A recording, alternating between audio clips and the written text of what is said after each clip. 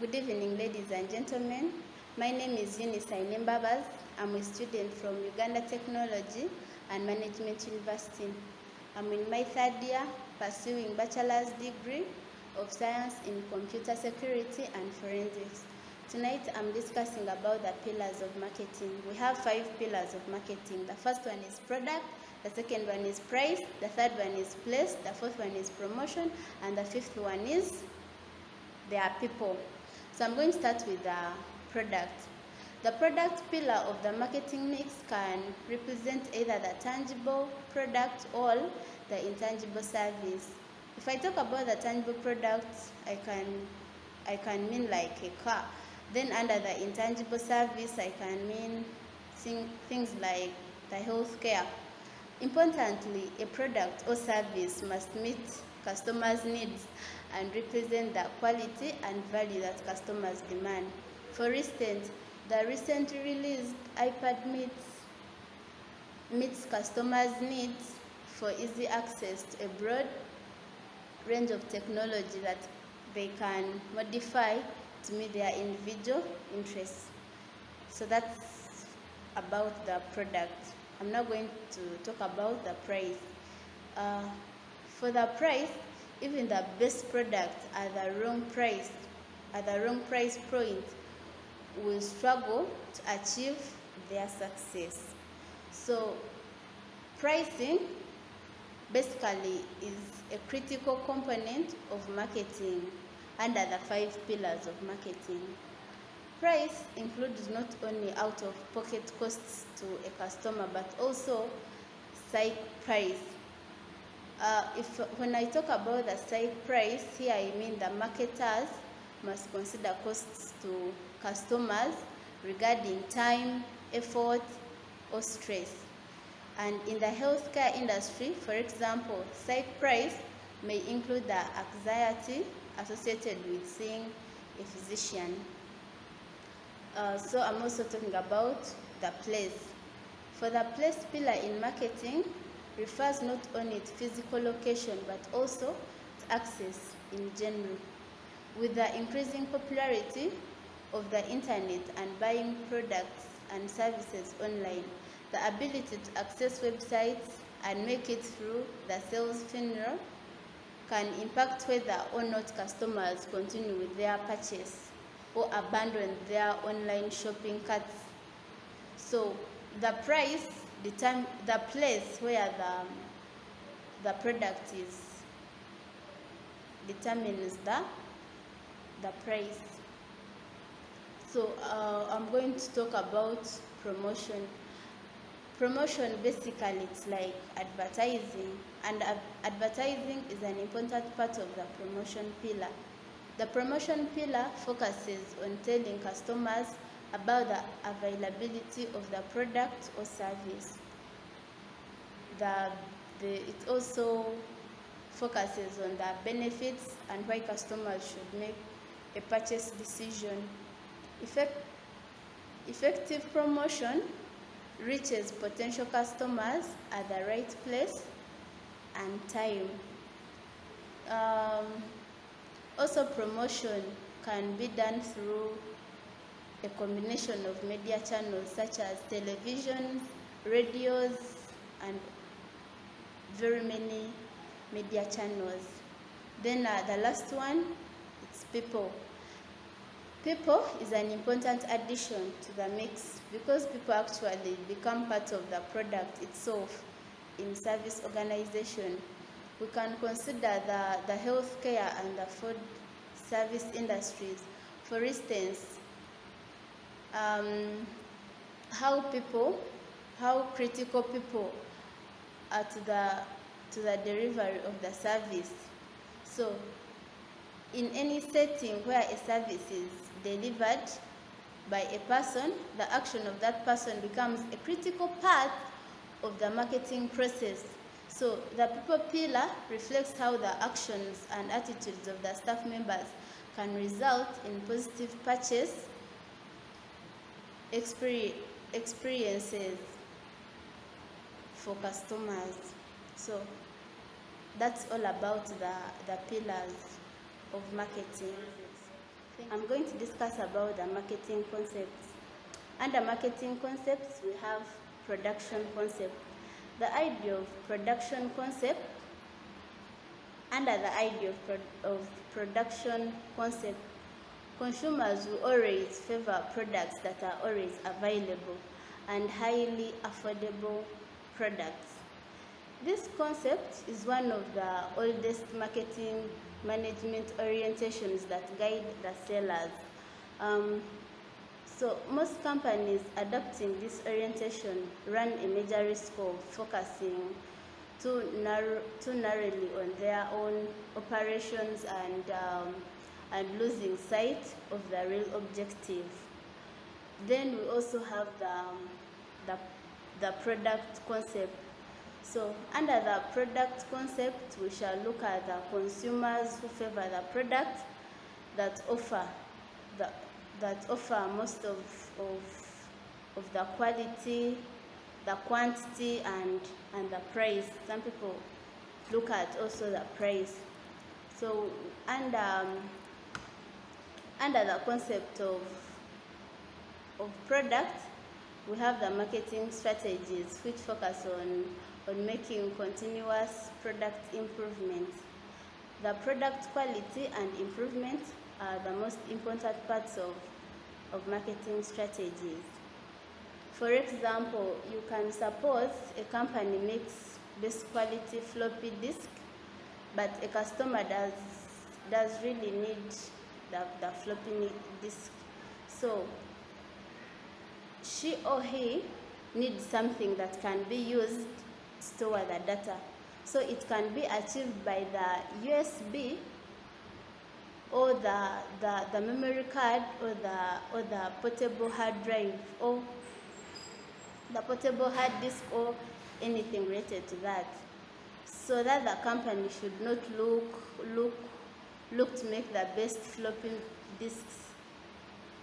So the company should always focus to meet the customer's data storage needs. Then another concept, we are going to look at the selling concept.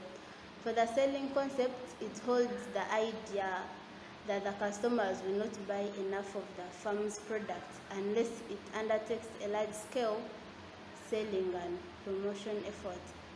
So here the management, it focuses on creating sales transactions rather than on building long-term profitable customer relationships. In other words, the aim is to sell what the company makes rather than making what the market wants. So that is what is on the selling concept. So I'm also going to discuss about the marketing concept. Under the marketing concept,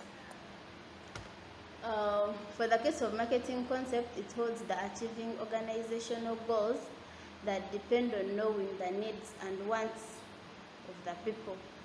So here, marketing management takes the customer first. For them, they consider the customers first. Still under marketing concept, customer focus and the value are the routines to achieve sales and the profits. Then the marketing concept is a customer-centered. Still, that's the same, all is under marketing concept. So today, I'm going to discuss about marketing environment. First of all, what is marketing environment?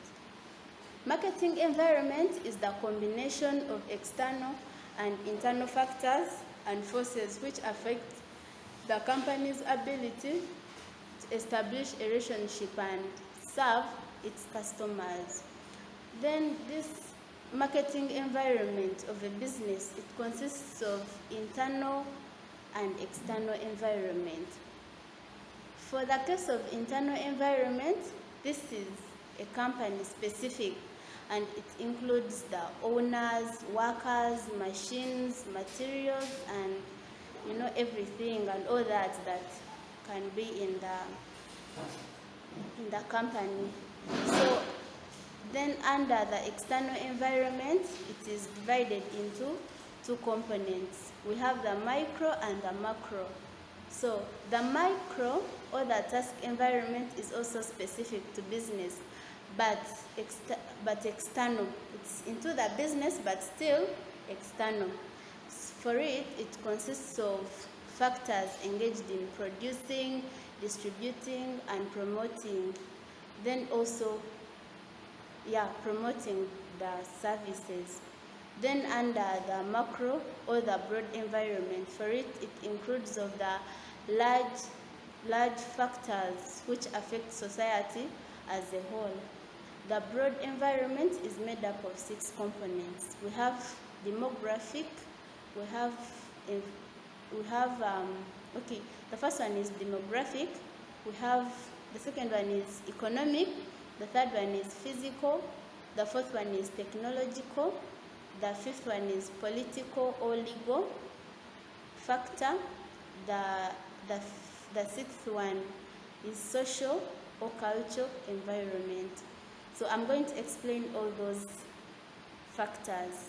So under internal environment, I already told you it includes the forces and factors inside the organization. So the components can be grouped under the 5 M's of the business, which I already told you. People can be men, because I talked of the 5 M's. So people, I can say men, they are men. We have money, machinery, materials, and market. So under internal environment, there is control of the market, and it can be changed with the changing external environment. Nevertheless, internal marketing environment is as important for the business as the external marketing environment. This environment includes the sales department, marketing department, the manufacturing unit, the human resource marketing. So then under external environment, it constitutes factors and forces which are external to the business and on which the marketers have little or no control over it. We have 2 types of external environment. As I already told you, I'm going to discuss about them. We had the micro and the macro. So under micro environment, it's also known as the task environment. It comprises of external forces and factors that are directly related to the business. These include suppliers, market intermediaries, customers, partners, competitors, and the public. So the suppliers include all parties which provide resources needed by the organization. Then the market intermediaries, they include parties involved in distributing the product or service of the organization. Then the partners, they are all separate entities like advertising agencies, market research organizations, banking, insurance companies, transportation companies, brokers, and all such kinds of people. Then under customers, we have, of course, the target group of the organization. Those can be called the customers. Then the competitors, these are the players in the same market who target similar customers that are of the organization. Then the public is made up of any other group that has an actual or potential interest in the company. Then I'm also going to explain about macro environment. I already told you it's also called the broad environment. It consists of external factors and forces which affect the industry as a whole. So I told you under macro environment we have some factors, and these factors include demographic environment. For the case of demographic environment, it's made up of people who constitute the market. It's characterized as the factual investigation and segregation of the population according to their size, density, location, age, gender, race, and occupation. Then we also have economic environment. The economic environment constitutes factors which influence customers' purchasing power and spending patterns. These factors include the GDP, GNP, interest rates, inflation, income distribution, government funding, and subsidies, and other major economic variables. Then we also have the physical environment, which includes the natural environment in which the business operates. This includes the climatic conditions, environmental changes, accessibility to water and raw materials, also natural disasters like thunder and all that. Then we have the technological environment. It constitutes innovation, research and development in technology. We have technological alternatives, innovation, inducements, also technological barriers to smooth operations. We also have the political or legal environment. The political and legal environment includes law and government policies prevailing in the country.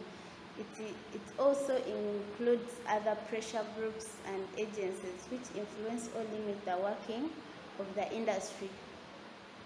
Then we have the social and cultural environment. The aspect of the micro environment is made up of lifestyle, values, culture, prejudice, and beliefs of people. So that's all about the marketing environment. Thank you for listening.